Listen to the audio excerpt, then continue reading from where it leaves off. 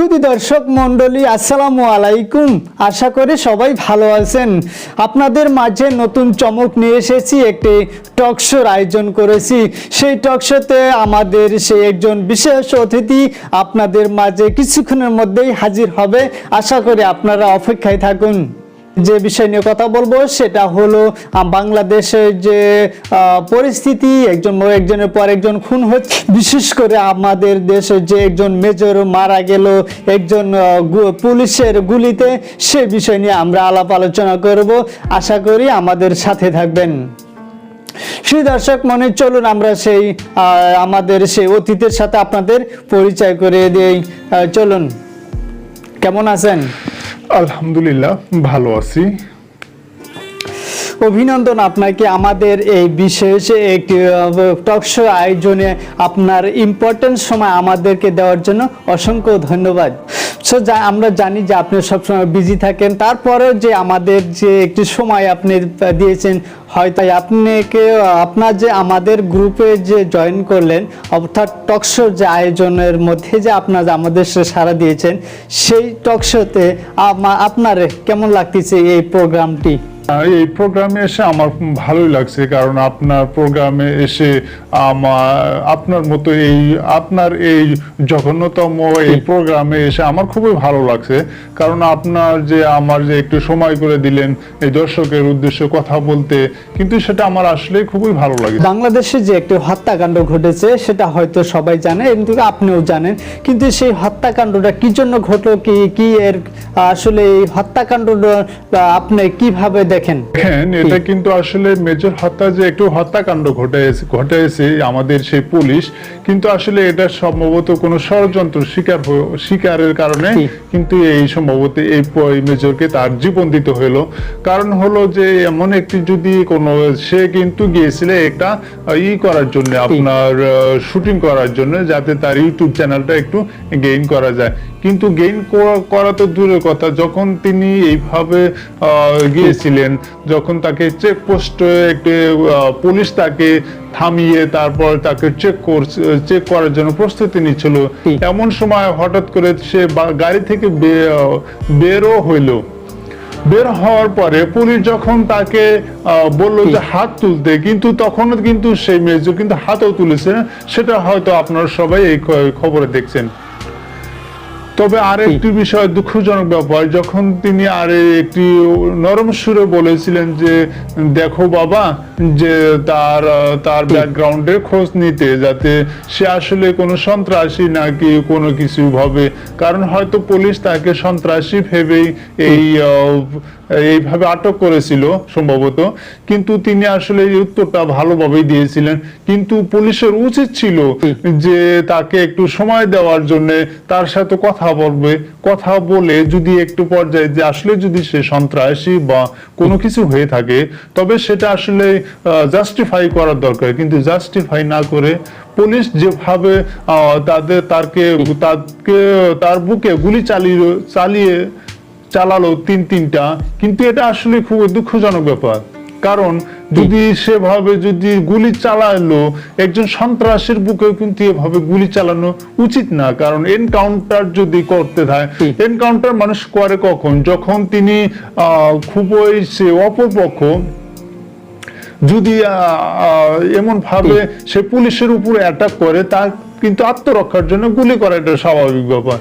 কিন্তু দেখেন, একটা জিনিস হচ্ছে এভাবে যদি গুলি করে যদি মানুষ হত্যা করে একজন মেজর পর্যন্ত, কিন্তু সে আসলে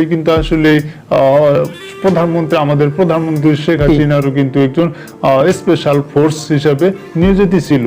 আমরা কিন্তু আমরা দেখেছি, অনেক কিছু শুনেছি, অনেক হত্যাকাণ্ড কিন্তু আমাদের দেশে কিন্তু বিচার ব্যবস্থাপনা ভালো না, যার কারণে তেমন অপরাধী কিন্তু অপরাধ করতে করতে যখন একটি পর্যায়ে অপরাধ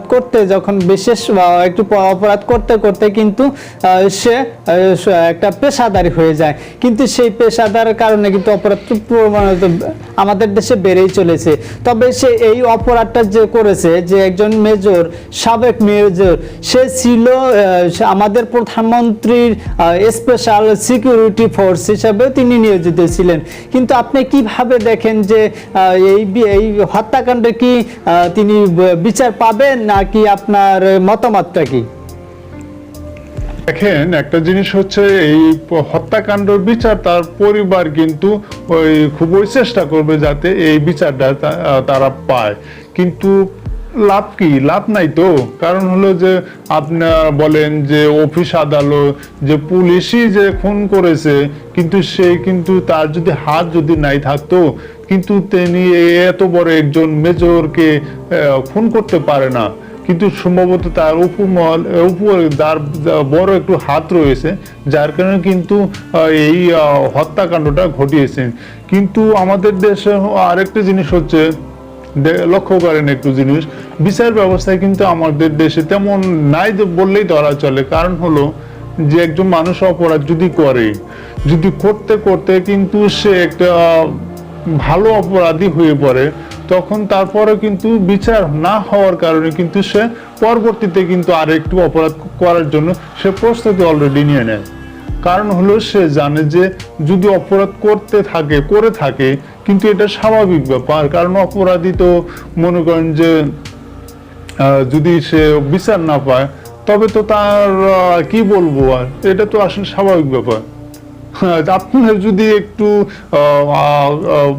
আপনিও যদি অপরাধ করেন, আপনি যদি বিচার ব্যবস্থা আপনার উপরে যদি কোনো বিচার না হয়, এক্সাম্পল আপনি আমাকে এখানে ডাকছেন, যদি আমি আপনার কাছ থেকে একটা জিনিস চুরি করে নিয়ে যাই, নেওয়ার পরে যদি আপনি কোনো কিছু বললেন না, আপনি দেখছেন সবকিছু বলছে, আপনি হয়তো আমার সম্মানের খাতিরে একটু কিছু বলবেন না।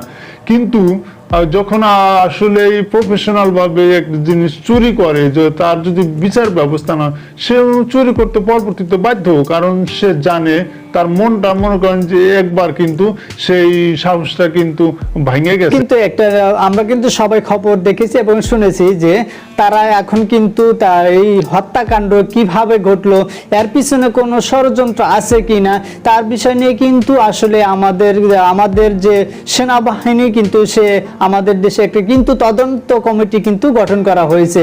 সেই তদন্ত কমিটি গঠন করেছে যাতে এই খুনের আসল রহস্য বের করা যায়। সো আপনার মতামত কি? তদন্ত জিনিস কিন্তু আসলে একটা মানুষ যদি কোনো কিছু অপরাধ যাই করুক না কেন, কিন্তু তদন্ত অবশ্যই করবে। কারণ তদন্ত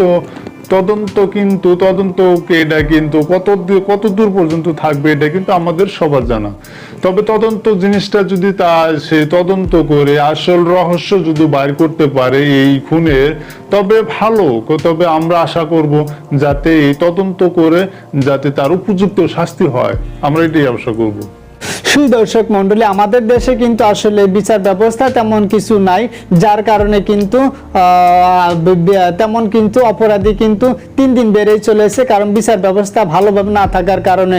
কিন্তু আজকে আমাদের দেশে কিন্তু একজন মেজর যে নাকি আমাদের দেশের প্রধানমন্ত্রী সিকিউরিটি ফোর্স পর্যন্ত তিনি নিয়োজিত ছিলেন, তার জীবনের কোনো নিরাপত্তা নেই। আমাদের সাধারণ মানুষের কেমন নিরাপত্তা থাকে বা থাকবে, সে প্রশ্নটা কিন্তু আপনাদের কাছে আমি রেখে গেলাম।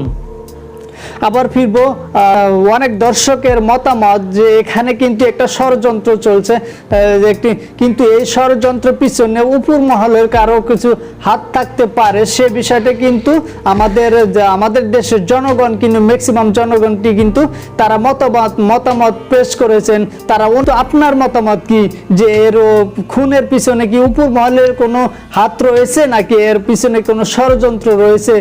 কিন্তু হত্যাকাণ্ড ব্যাপার, কারণ একজন মেজরকে মারা মানে আসলে একটা অস্বাভাবিক ব্যাপার। কারণ এটা হলো অবশ্যই উপর মহলের হাত থাকতে পারে নাকি এটা আমি বলবো না, তবে আসলে সবে অনুমান করতে পারছে যে একটা মানুষের যদি মেন পাওয়ার যদি না থাকতো, তাহলে কিন্তু এভাবে কিন্তু তাকে গুলি চালাতে পারে না। আপনাকে ডিস্টার্ব করার জন্য আপনি একটু থামেন, আমি একটু দর্শকের কাছে যাই, যে তাদের কাছে।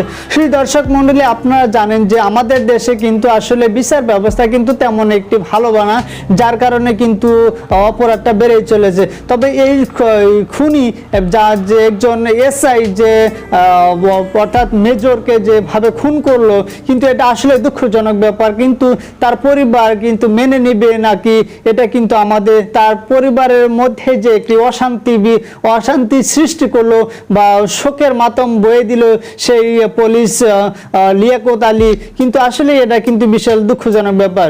শ্রী দর্শক মণ্ডলী, আমরা অনুষ্ঠানের শেষের দিকে রয়েছি। আপনাদের যদি কোনো প্রশ্ন থাকে তাহলে কমেন্ট বক্সে অবশ্যই কমেন্ট করে জানাবেন, সেই প্রশ্নের উত্তর আপনাদের পরবর্তীতে জানানো হবে। ভালো থাকবেন, সুস্থ থাকবেন এই কামনা করে আজকের মতো বিদায় নিচ্ছি। খোদা হাফেজ।